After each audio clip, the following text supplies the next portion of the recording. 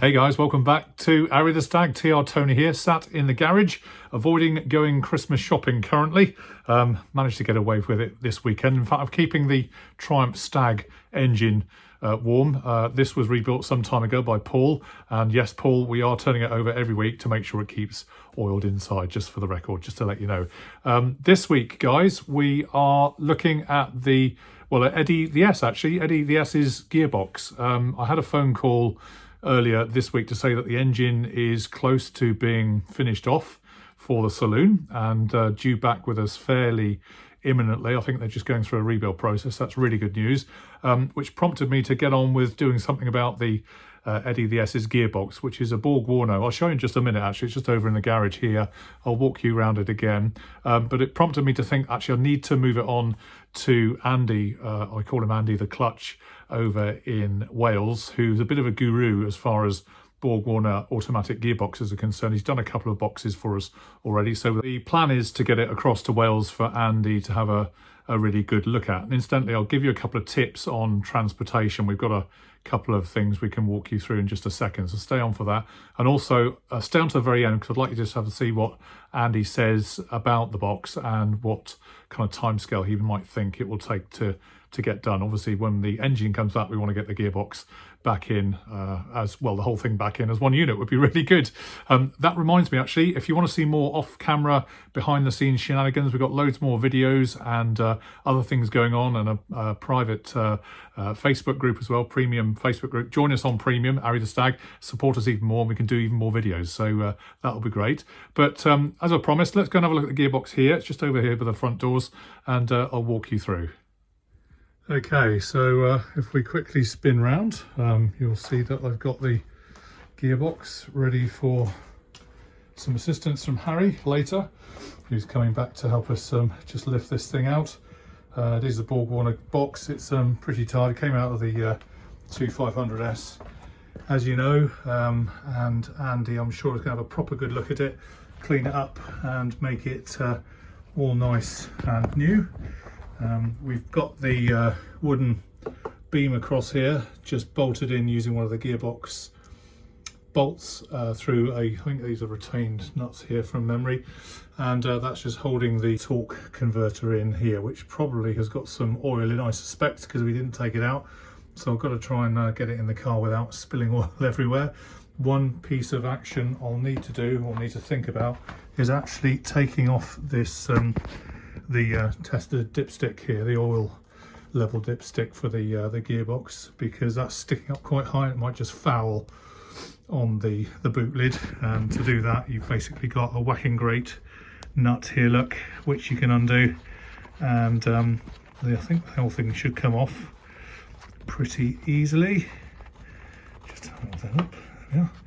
And then, yeah, in fact the whole thing comes out like that, so that's nice.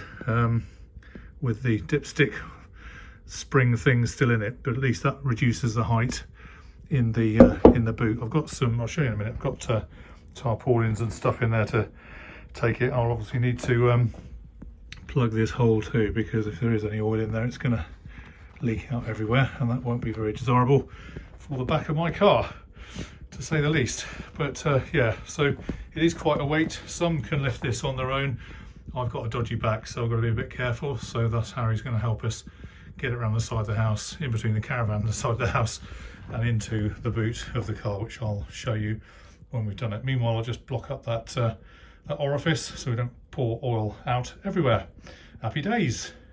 And having experimented with various radii, that's the plural of radiuses, this is heater hose or fuel hose, 3/8 5/16 fuel hose, a little bit cut off, plus then a rubber glove.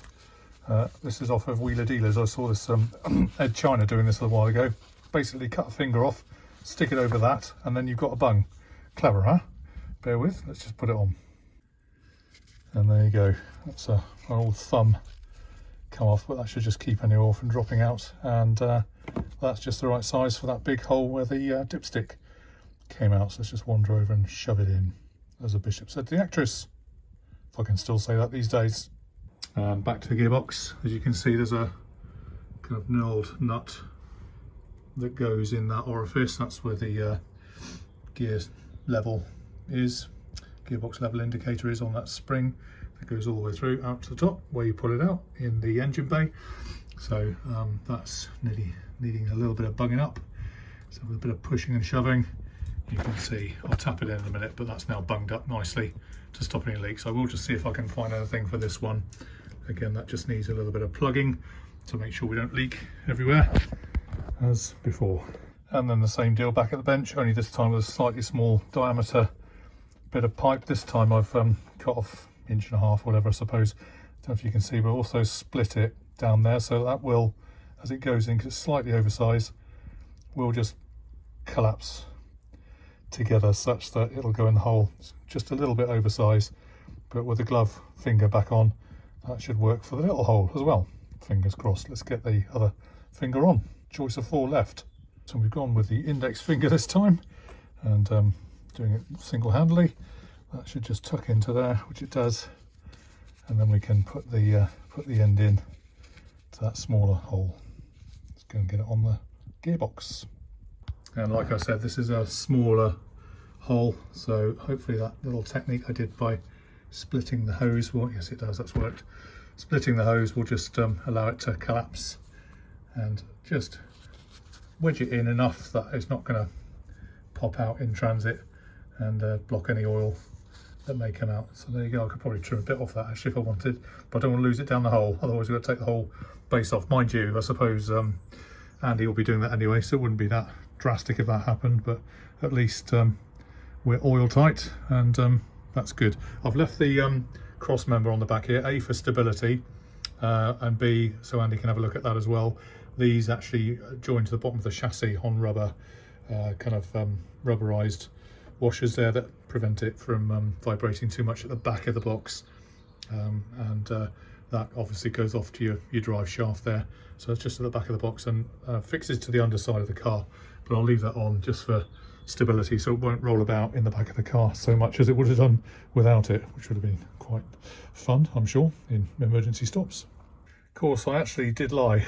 Having got the glove back out, I haven't used the index or the thumb at all. It's been the little pinky and the ring finger, except it's on the wrong hand. Oh, well, anyway, it will have done the job, and maybe I've started a new trend here. What do you think? Could be car mechanicking with 2 free fingers.